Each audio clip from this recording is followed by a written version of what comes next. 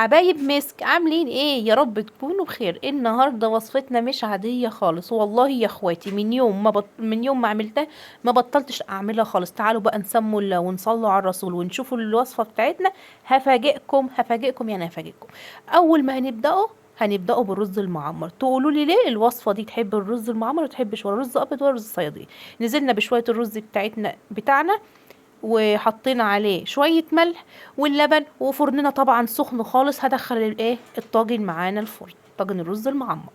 معايا بصلايه يا جماعة، بصلايه صغيرة وطماطمية صغيرة وقرن فلفل اخضر وقرن فلفل احمر وقرن فلفل اصفر خمس فصوص توم. تمام كده، ليمونتين.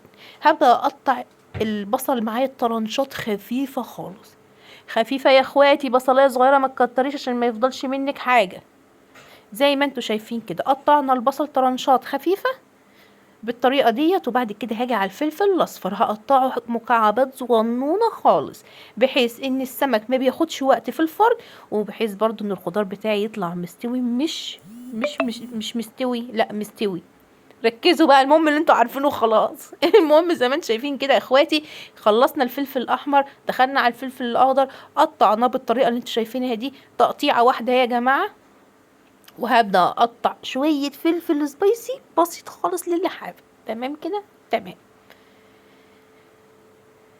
تعالوا بقى نشوفوا هنعمله ايه تاني. قطعنا الطماطم بقى يا جماعة تقطيعها ايه برضو طرنشات كده، وهبدأ بقى على نص الطرنشات اروح واخداها كمان مقطعة زي ما انتوا شايفين بالطريقة دي. هي الوصفة عاملة بعض. تعالوا نشوف بقى الصوص اللي هنعمله. نص كوباية زيت، ماشي.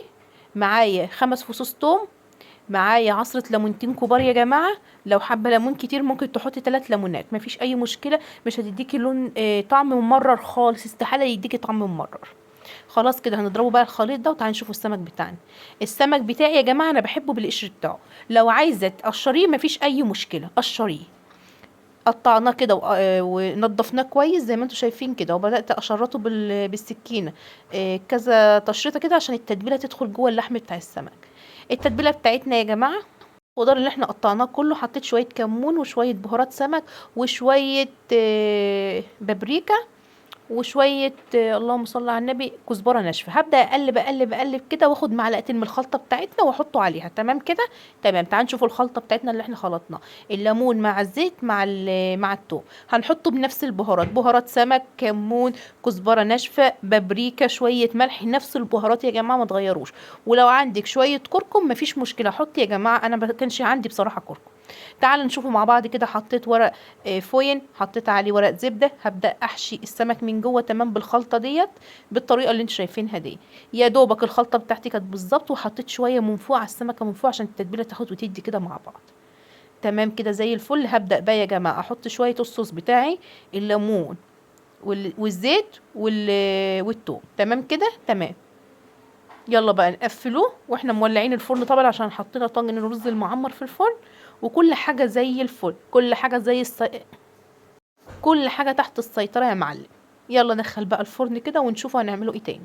هنعمله طبق سلطه بلدي بطماطمايه واحده بس. وفري يا حاجه والله العيشه بقت صعبه. قطعنا الطماطم بالطريقه اللي انتوا شايفينها ديت. طبق سلطه سهل وبسيط ومفيش اي مشكله. ايوه. تعالي بقى نشوفوا هنعمله ايه تاني. جزرايه واحده صغنونه يا دوبك على قد الطاج، على قد السلطه البلدي. تمام كده. اعذروني بتلخبط عشان الفيديو بتاع التيك توك بسرعه جدا، وانا ما باخدش بالي. يعني ساعات الواحد بيتلخبط كده. معايا خياريه كانت دبلانه وحالتها ما يعلم بالله ربنا، بس برضو نفعت. قطعناها حتت صغيره كده. شويه خضره صغيرين كده بساط، يعني شويه صغننين كده. ولو عايزه تحطي يعني عايزه تحطي خضره ممكن تحطيها جوه السمك، مفيش اي مشكله، مش هتقول لا. كده قطعنا الكابوتشا بتاعتنا بطريقه بسيطه كده.